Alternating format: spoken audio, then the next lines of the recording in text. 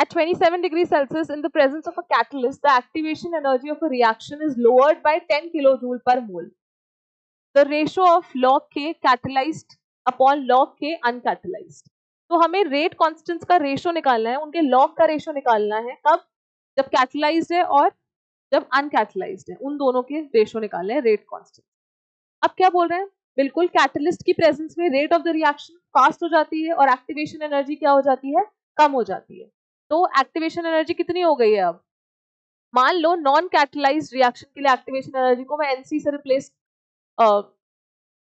से नोट कर रही हूँ, ठीक है, और रेट कांस्टेंट को के एनसी से। ये क्या हो गया हमारा? अनकैटलाइज्ड रिएक्शन का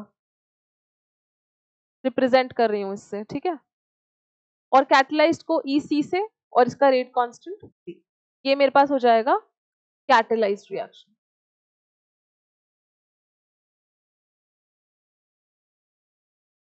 ओके, अब हमें क्या बोला है कि कैटलिस्ट की प्रेजेंस में activation energy is decreased bye या फिर लोअर्ड बाय 10 किलोजूल पर मोल। इसका मतलब ई एक्टिवेशन एनर्जी पहले एनसी थी, अब उसमें से कितनी कम हो गई है? 10 किलोजूल से कम हो गई है। अब जो एक्टिवेशन एनर्जी है यानी कैटलिस्ट की प्रेजेंस में वो कितनी हो जाएगी? ई नॉन कैटलाइज्ड रिएक्शन माइनस में 10, ठीक है।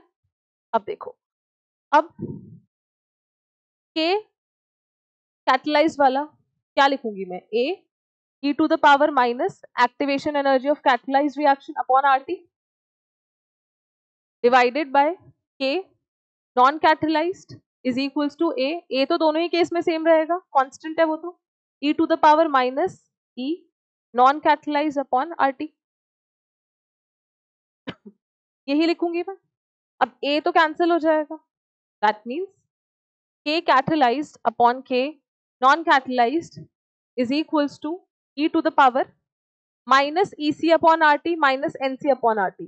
इसको ऊपर लेके जाऊंगी तो क्या बन जाएगा हमारे पास? Minus E catalysed minus minus plus E non catalysed upon RT, यही बन जाएगा। ये माइनस में है, ऊपर जाएगा माइनस होगा, ऑलरेडी माइनस है तो माइनस माइनस प्लस बन जाएगा, ठीक। अब लॉग ले लेते हैं दोनों साइड।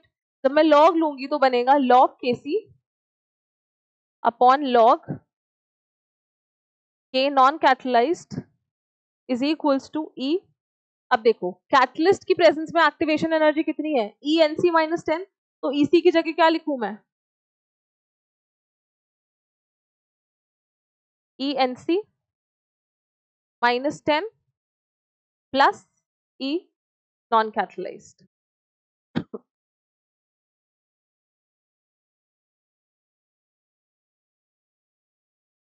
यही है अपॉन में आरटी, तो ये क्या बन जाएगा?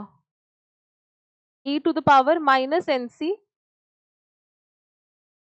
Plus 10 plus e N C upon RT. ये है हमारे पास लॉग के सी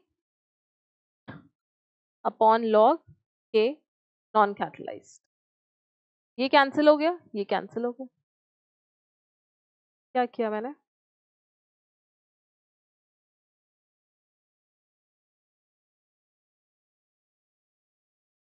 मैंने लॉग लिया बट दोनों साइड नहीं लिया।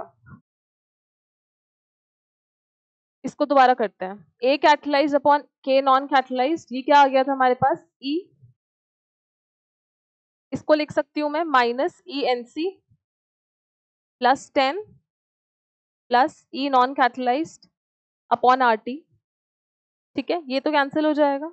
अब लॉग ले लेते हैं, मैंने इस साइड लॉग ले लिया था, उसको ई में लिख रही थी मैं, ठीक है। तो लॉग के कैटलाइज्ड अपॉन के नॉन कैटलाइज्ड, अब इसका लॉग लूंगी तो ये बेस में आएगा और लॉग ही कितना होता है? 1 होता है हमारे पास, तो ये क्या बन जाएगा? 10 अपॉन आरटी। अब क्योंकि ये 10 किलो जूल में दे रखा है हमें, तो इसको हमें किस में चेंज करना पड़ेगा? जूल्स में। इसको सॉल्व करेंगे तो कितना आएगा? 10 to the power 4 upon 8.314 into temperature कितना है? 27 degree Celsius which is 300 kelvin. तो ये आ जाएगा हमारे पास लॉग के कैटलिस्ट अपॉन में के नॉन कैटलाइज्ड, ठीक है। जब इसको सॉल्व करेंगे तो हमें रेशो जो आएगा दैट वाज 1.741, ये आएगा सॉल्व ऑप्शन नंबर ए। ठीक है, पहले हमने क्या लिखा, रेट कांस्टेंट लिखा दोनों ही केसेस में, कैटलाइज में भी और नॉन कैटलाइज में। उसके बाद हमें पता है कैटलिस्ट की प्रेजेंस में जो एक्टिवेशन एनर्जी है वो डिक्रीज हो जाती है, कम हो जाती है। तो कितने से कम हुई है, 10 से कम हुई है, यानी जो कैटलिस्ट की प्रेजेंस में एक्टिवेशन एनर्जी है that is E non catalyse minus 10। यहाँ पे लिखा, हमने सब्स्टिट्यूट करा, दोनों साइड लॉग लिया एंड देन उसको सॉल्व कर लिया। ठीक है।